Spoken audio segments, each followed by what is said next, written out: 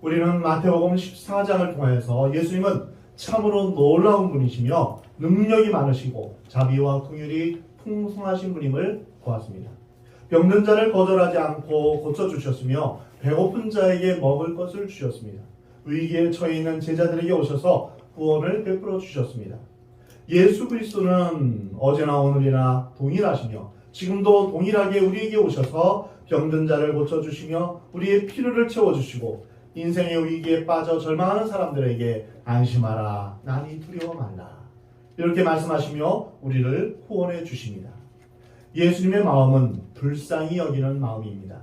허다한 무리가 예수님을 찾아왔을 때 그들이 어떤 동기로 왔든지 예수님은 무조건적으로 자비와 사랑과 긍휼을 베풀어 주셨습니다. 오늘 우리에게 이러한 마음이 필요합니다. 따뜻한 마음, 받아들이는 마음, 이해하는 마음, 위로하고 격려하는 마음이 바로 예수님의 마음입니다. 그러나 바리새인들과 서기관들의 입장은 달랐습니다. 고통을 당하고 문제에 빠져서 고민하는 많은 사람이 있었음에도 불구하고 그들은 종교적인 논쟁과 전통에만 관심이 있었습니다. 그래서 멀리 예루살렘으로부터 갈릴리까지 와서 예수를 책잡기 위해서 논쟁하기 위해서 찾아왔습니다. 오늘 본문 1, 2절 말씀입니다. 그때 바리새인과 서기관들이 예루살렘으로부터 예수께 나와 이르되 당신의 제자들이 어찌하여 장로들의 전통을 범하나이까? 떡 먹을 때 손을 씻지 아니하나이다. 바리새인들과 서기관들의 관심은 무엇이었습니까? 배고픈 사람이 아니었습니다. 병든 사람도 아니었습니다. 절망에 빠져 울고 있는 사람이 아니었습니다. 그들의 관심은 전통을 지키는 데 있었습니다. 참으로 슬픈 일입니다. 교회도 마찬가지입니다. 교회의 목적이 무엇입니까? 하나님을 경배하고 찬양하며 기도하며 이웃을 사랑하는 것입니다. 열심히 전도하며 봉사하며 그리스도의 몸된 공동체를 세워가는 것입니다. 그런데 이런 일에 관심을 없고 사소하고 불필요한 일에 신경을 쓰면서 비본질적인 것을 가지고 논쟁만 한다면 하나님께서 얼마나 슬퍼하시겠습니까? 중세교회가 그러했습니다. 교회의 본질을 망각한 채 제도와 종교 논쟁에만 관심이 있었습니다. 그래서 종교개혁이 일어난 것입니다. 러시아 정교회가 백성들 편에서 예수 그리스도의 복음대로 살아내지 못함으로 공산혁명이 일어난 것입니다. 종교가 그 본질을 감당하지 못하고 제도와 형식과 외식에만 관심을 가지면 이러한 비극적인 역사가 일어나는 것입니다. 오늘날 교회는 무엇을 해야 합니까? 오늘날의 그리스도인들은 무엇을 해야 합니까? 오늘 예수님이 하신 말씀을 통해서 우리는 귀중한 것을 배울 수 있습니다. 오늘 본문에서 바리새인과 서기관들이 예수님께 찾아와서 항의한 주제가 무엇입니까? 왜 예수님의 제자들은 음식을 먹기 전에 전통과 관례대로 손을 씻지 않는가? 이 문제였습니다. 구약에 있어서 청결의 문제를 엄격하게 다루었습니다. 그리고 먹을 수 있는 것과 먹지 못할 것을 구분해 놓았습니다. 또한 만질 수 있는 것과 만질 수 없는 것이 있었으며 할 수 있는 것과 할 수 없는 것들이 분명히 구별되어 있습니다. 하나님을 섬기고 구원받는 데 있어서 불결한 상태로는 하나님께 갈 수 없다, 이러한 생각이 그들 가운데 자리 잡은 것입니다. 그래서 그들은 정결하게 사는 것을 굉장히 중요시했습니다. 그래서 식사를 하기 전에 손을 씻는 것, 이것을 강조했던 것입니다. 사실 식사하기 전에 손 씻는 것은 구약 성경의 율법에는 없는 내용입니다. 다만 제사장들이 회막에 들어가기 전에 손과 발을 씻는 규정이 있습니다. 유대인들은 제사장들에게 요구되는 이러한 정결 규례를 모든 가정집의 식탁에서 식사하기 전에 먼저 자신의 손을 씻고 먹는 것으로 그렇게 확대 해석했습니다. 유대인들이 정결해지기 위해서 나름대로 전통을 만들어서 자기들끼리 철저히 지켰던 것입니다. 그래서 반드시 집에 들어가기 전에 손을 씻고 음식을 먹기 전에 손을 씻었습니다. 이것이 하나님께 충성하는 것이라고 생각했던 것입니다. 그 당시 어떤 랍비가 투옥되어서 감옥에서 생명을 유지할 만큼의 소량의 물과 음식을 배급받았습니다. 그때 랍비는 장로의 전통을 지키기 위해서 죽음을 무릅쓰고 그 물로 먼저 손을 씻었다고 합니다. 그만큼 유대인들은 그 손을 씻는 것을 굉장히 중요시했습니다.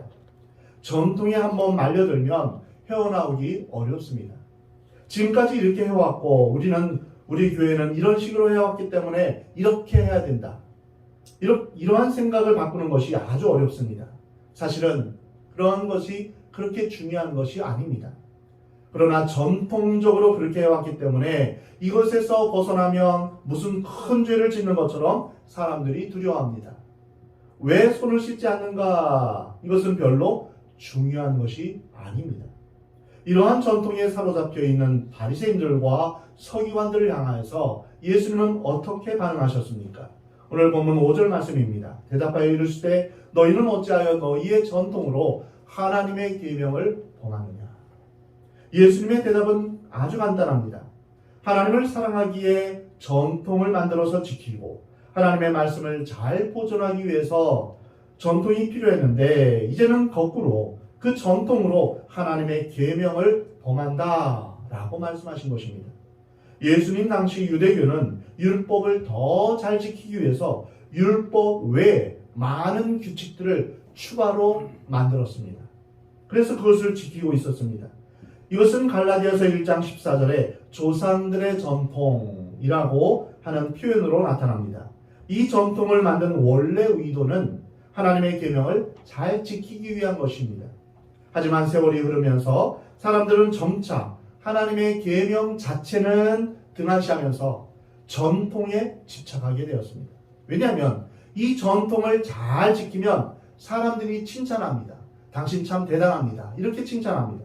이 규칙들을 잘 지키지 않으면 사람들로부터 처벌을 받습니다. 너희는 탐내지 말라 하신 그 계명에 순종하는 것보다 하나님께서는 우리의 마음이 변화되기를 원하시는데, 그러나 이제 유대인들은 손을 씻는 것이 탐내지 말라 하시는 그 십계명의 말씀보다 더 중요하게 여겨진 것입니다. 그 결과 유대교는 하나님의 말씀에서 떠나 형식적으로 율법을 지키는 그런 생명이 없는 종교가 되고 말았습니다. 이것은 마치 곤충 표본이나 동물을 박제해 놓은 것 같이 보기에는 살아있는 것 같지만 실제로는 죽은 종교가 되는 것입니다.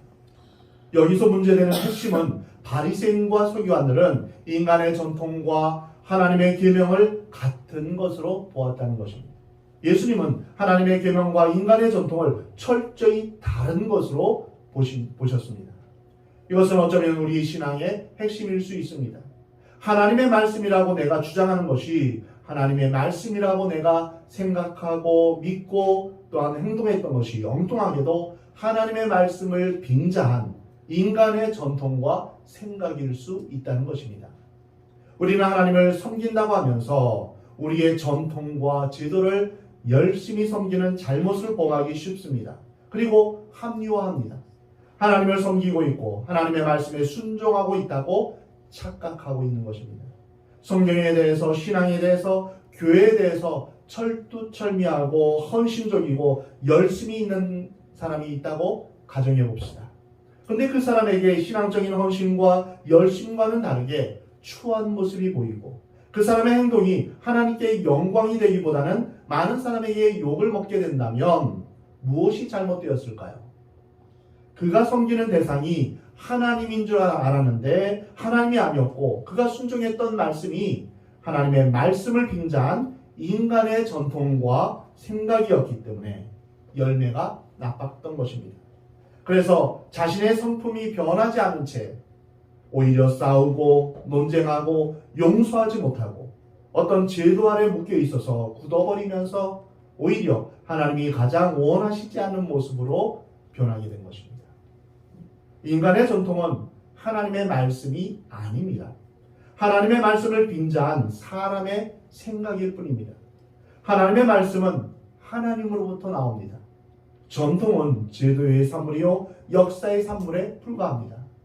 물론 장로들의 전통은 처음에는 하나님의 말씀을 잘 지켜보자 이런 의미로 사람들이 이것저것 첨가시킨 것입니다.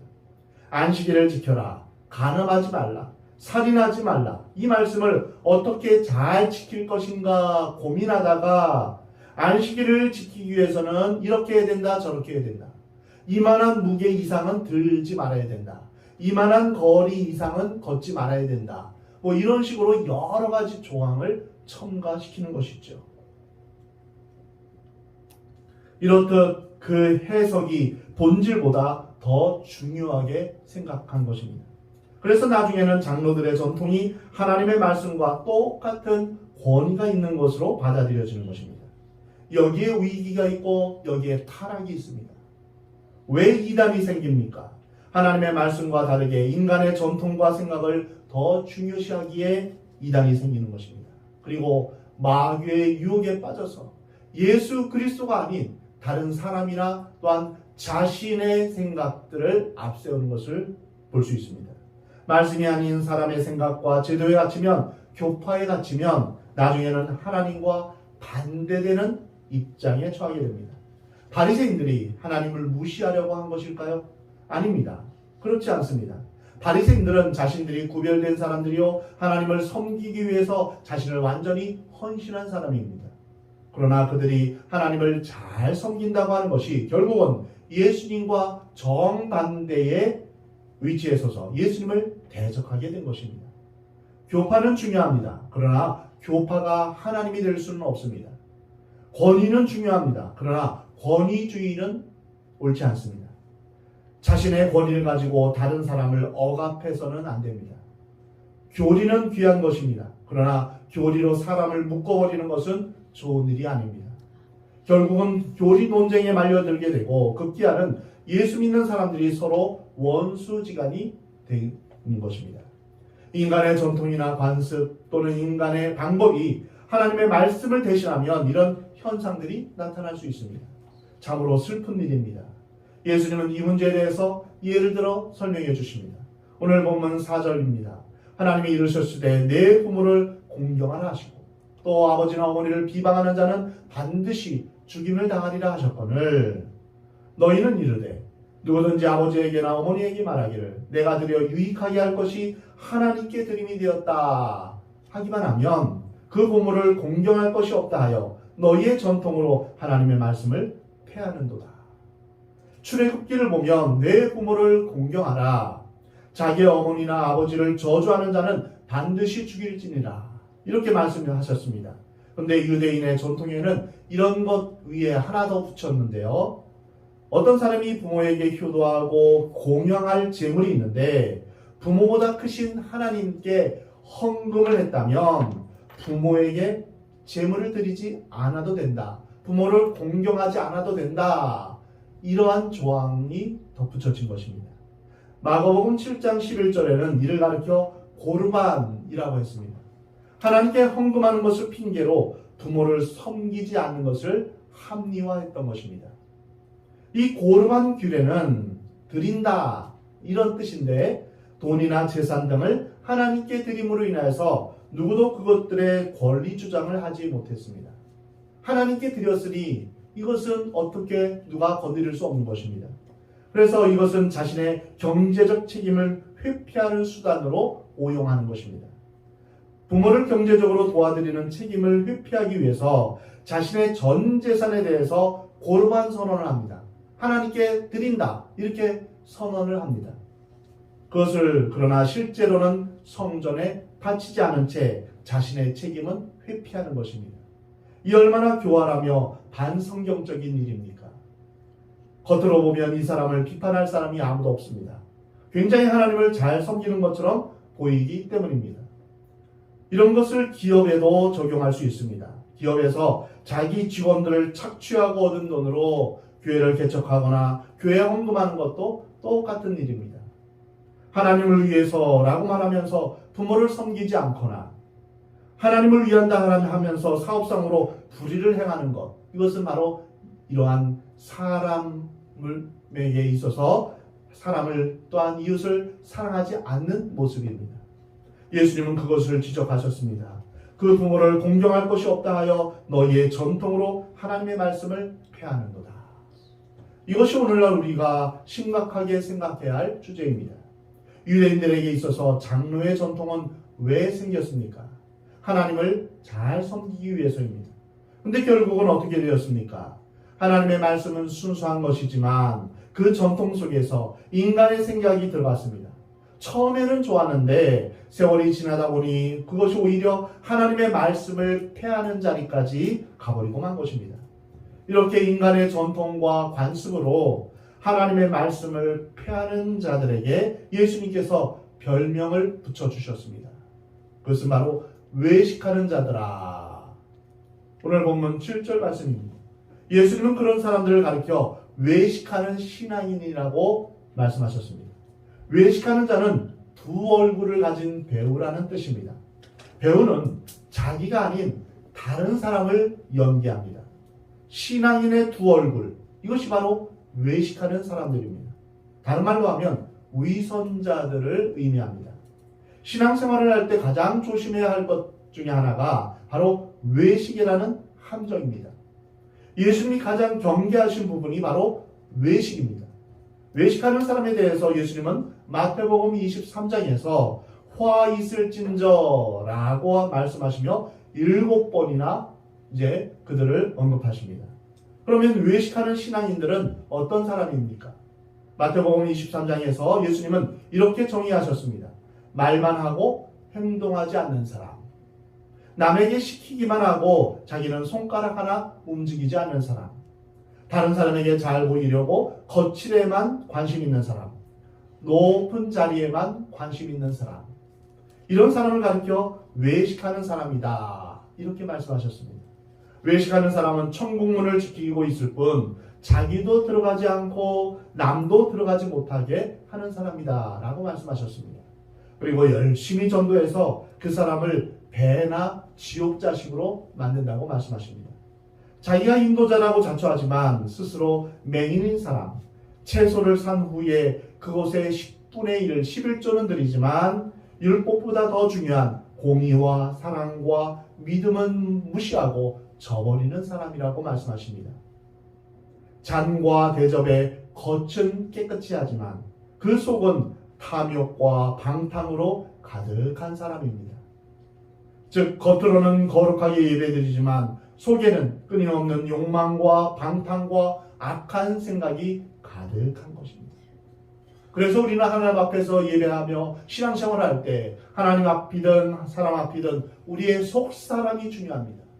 속사람이 거듭나야 되고 우리의 속사람이 하나님 앞에서 변화되어야 됩니다. 회칠한 무당같이 겉은 아름답게 장식했지만 속은 뼈와 썩은 것으로 가득하다라고 책망하셨습니다. 본문 말씀을 보면 예수님은 이사야의 예언을 통해서 다음과 같이 말씀하셨습니다. 외식하는 자들아 이사야가 너희에 대하여 잘 예언하였도다. 일러스되 이 백성이 입술로는 나를 공경하되 마음은 내게서 멀도다. 사람의 계명으로 교훈을 삼아 가르치니 나를 헛되이 경배하는도다 하였느니라. 여기서 두 가지로 외식하는 사람을 정의할 수 있습니다. 첫 번째로는 입술로는 하나님을 경외하지만 마음은 하나님으로부터 멀어 있는 사람이다. 이렇게 말씀하십니다. 두 번째는 하나님의 말씀을 빙자해서 사람의 교훈을 가르치는 사람이라고 말씀하십니다. 자기가 말을 하면 안 들을 것 같으니까 하나님의 말씀을 덧붙여서 이제 말하는 것입니다. 그렇게 해서 자기 생각과 자기의 말을 전하는 것입니다. 이런 사람이 드리는 예배는 헛된 예배입니다. 입술로만 하나님을 찬양하고 마음으로는 딴 생각하는 사람, 다른 목적과 동기로 교회에 오는 사람, 이런 사람의 예배는 하나님께서 받지 않으십니다. 외식은 누구나 빠지기 쉬운 함정입니다. 처음 믿는 사람은 잘 외식하지 않습니다. 오래 믿는 사람이 외식할 확률이 많습니다. 세월이 흐를수록 자신도 알지 못하는 사이에 외식의 함정에 빠질 수 있다는 것을 기억하십시오. 그때는 기쁨도 사라지고 감격도 사라지고 신앙의 환희도 다 사라집니다. 내 마음 가운데 진정한 기쁨 없이 그냥 다른 사람 눈에 이제 못 이겨서 억지로 형식적으로 예배에 참여하고 봉사하고 또한 신앙생활을 하는 것입니다. 그렇다면 우리는 어떻게 외식에서 탈출할 수 있을까요? 외식에서 벗어나는 첫 번째 길은 하나님의 말씀으로 다시 돌아가는 것입니다. 전통과 제도와 습관 등 모든 것을 다 내려놓고 어린아이처럼 순수하게 하나님의 말씀 앞에 다시 서는 길밖에는 다른 길이 없습니다. 말씀 가운데 하나님의 뜻이 무엇인지 분별하는 것입니다. 기도하며 하나님의 뜻을 묻는 것입니다. 매일매일 말씀을 묵상하며 말씀대로 살기를 힘써야 합니다. 우리가 매일마다 하나님의 말씀을 읽고 주님, 이 말씀의 뜻이 무엇입니까? 주님 앞에 묻고 또한 주님 앞에 답을 얻는 것입니다. 외식에서 벗어나는 두 번째 길은 자기를 부정하는 것입니다. 예수님은 아무든지 나를 따라오려거든 자기를 부인하고 날마다 자기 십자가를 지고 나를 따를 것이라. 외식에 빠지지 않는 것은 자기 부정입니다. 자기 부정이란 무엇일까요? 나는 아무것도 아닙니다. 이러한 고백을 하는 것입니다. 예수님은 자신을 십자가에 내어주실 정도로 자신을 부인하셨습니다. 자기가 아무것도 아니라는 생각은 무엇입니까? 겸손입니다. 예수님 말씀하시기를 나는 마음이 온유하고 겸손하니 내게 와서 배우라 라고 말씀하십니다. 내가 아무것도 아닌 것으로 생각할 때, 나는 주장할 것이 아무것도 없다고 생각하면 우리는 진정으로 신앙의 외식에서 탈출할 수 있습니다. 남의 허물을 먼저 보는 것보다 나의 연약함을 먼저 볼 수 있는 눈, 이것이 바로 겸손입니다. 외식에서 벗어나는 세 번째 길은 예수 그리스도를 자주 바라보는 것입니다. 예수님을 생각하고 바라보면 우리는 외식에서 탈출할 수 있습니다. 누구를 바라보느냐, 무엇을 바라보느냐, 이것은 참으로 중요합니다. 예수님은 어떻게 사셨는가? 예수님은 어떻게 인간관계를 하셨는가? 예수님은 어떻게 말씀하셨는가? 우리가 이것을 자주 생각하고 그대로 살려고 해야 합니다. 그래서 우리가 성경 공부를 통하여서 예수 그리스도를 주제로 성경 공부를 하고 있는데요. 성경 공부를 통해서 예수님을 배우고 예수님을 닮아가고 있는 것입니다. 예수님의 삶, 예수님의 생각, 예수님의 생활 태도를 자꾸 생각하며 그리고 예수님을 닮아가면 우리는 외식에서 벗어날 수 있습니다. 예수님의 생각, 예수님의 뜻대로 살아가기 위해서는 우리는 절대적으로 성령의 도우심이 필요합니다. 내 힘대로 내 노력으로 신앙생활을 할 수 없습니다. 불가능합니다. 내 안에 예수님의 영, 하나님의 영이신 성령께서 나의 마음과 생각을 주장하시고 나를 다스려 주시기를 여러분 매일 매순간 기도하시기 바랍니다. 성령으로 충만하시기를 기도하시기 바랍니다. 예수님의 마음을 품기 위해서는 성령 충만해야 됩니다. 예수님의 영이신 성령께서 우리의 마음과 삶을 다스리실 때 비로소 하나님의 뜻대로 살아갈 수 있는 것입니다. 사랑하는 성도 여러분, 여러분 모두 성령 충만하여서 형식적으로 하나님의 계명을 지키는 것이 아니라 거치대로 신앙생활을 하는 것이 아니라 마음을 다하고 힘을 다하여 하나님을 사랑하는 마음으로 이웃을 사랑하는 마음으로 주의 계명을 지키며 살아가는 여러분 되시기를 우리 하나님은 원하십니다. 사랑하는 성도 여러분, 여러분 모두 천국에 가기까지 어린아이와 같이 참으로 순수한 신앙으로 진실하게 주님을 섬기며 살아가는 여러분 되시기 바랍니다. 그래서 정말 주님 앞에 진정한 그리스도인 하나님의 성도로서 진정으로 하나님과 동행하며 살아가는 예수님을 닮아가는 저와 여러분이 되시기를 우리 하나님은 원하십니다.